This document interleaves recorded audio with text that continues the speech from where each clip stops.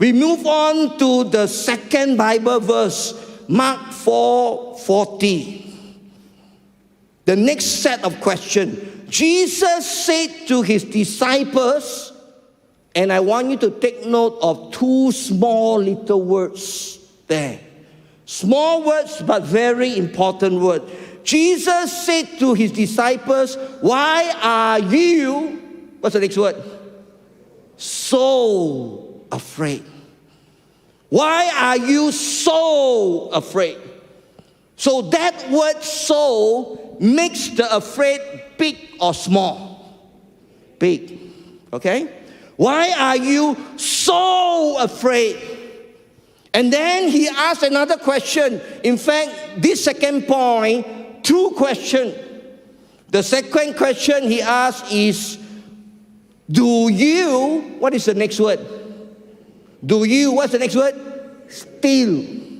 Small little word, but carry a very heavy weightage.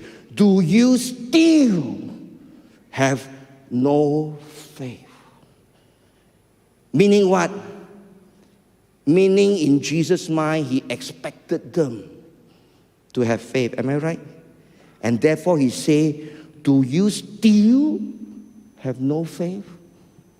These two small little words turn that question, put a lot of intensity and depth of meaning into that two questions. But what kind of questions were these? Were these questions of rebuke? Were these questions of ridicule? Because sometimes we ask this question, ayo, so easy, you still don't know how to do. Ayo, I tell you 1,000 times already, you still forget. So sometimes we ask this kind of question. So when Jesus asked that two questions, why are you so afraid? Do you still have no faith? Was these questions of ridicule, questions of rebuke for the disciples? Were these such questions or not? I don't think so. I don't think so. When we look into the heart of Jesus, I don't think these are questions of rebuke and ridicule. And let us zoom back a little bit to see the big picture.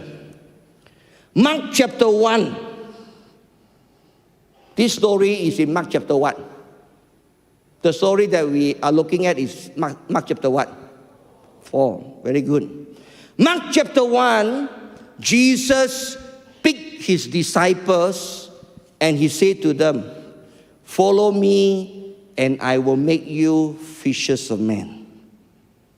Mark chapter 1. And towards the end of Mark chapter 1, Jesus began to do certain ministry. He cast out demons. He healed the paralytic. He healed the leprosy. He did all these things. And he did all these things right into chapter 2. Chapter 1, he called them and said, follow me and I will make you fishers of men. And then he began to do ministry with the disciples. End of chapter 1 and then into chapter 2. In chapter 3, Jesus, after much prayer, called the disciples and confirmed them as apostles. That's in chapter 3. So he confirmed them as apostles.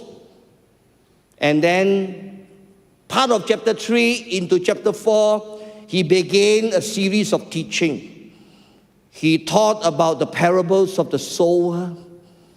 He likened the kingdom of God as a mustard seed that grew. And then he say in Mark chapter 4 verse 34, one very interesting phrase there. Mark 4:34, it's not on the screen but it's okay. Jesus spoke in parables to the masses of people, but when alone with the disciples, he explained everything to them. Meaning, Jesus taught them very deeply Jesus did training of the trainers with them.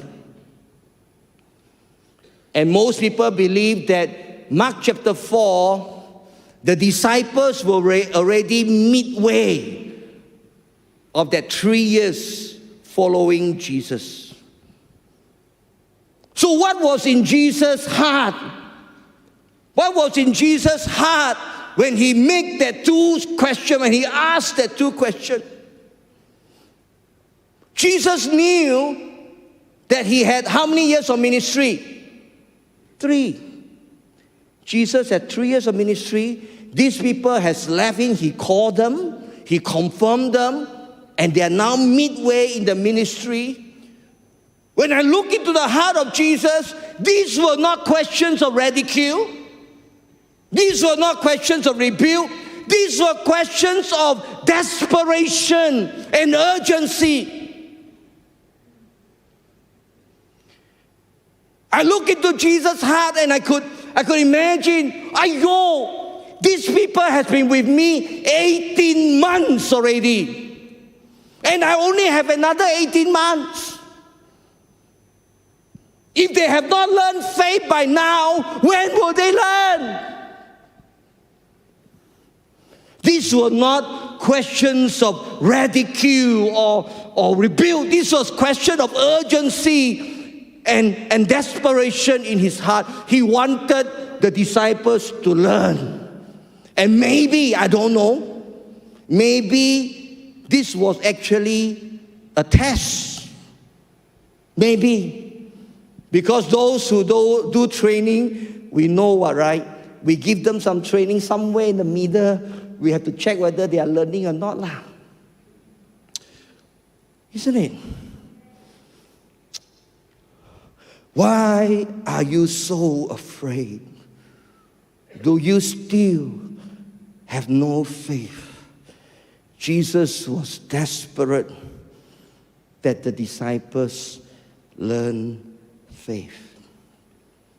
And if we put all these things together, Jesus knew the storm was coming way before. So Jesus, let me do a little bit of drama. So Jesus was thinking in his heart, okay, a storm is going to come. I'm going to make use of this storm. So he tells the disciple, get ready, let's sail over to the other side. He knew the storm was coming. So he climbed into the boat.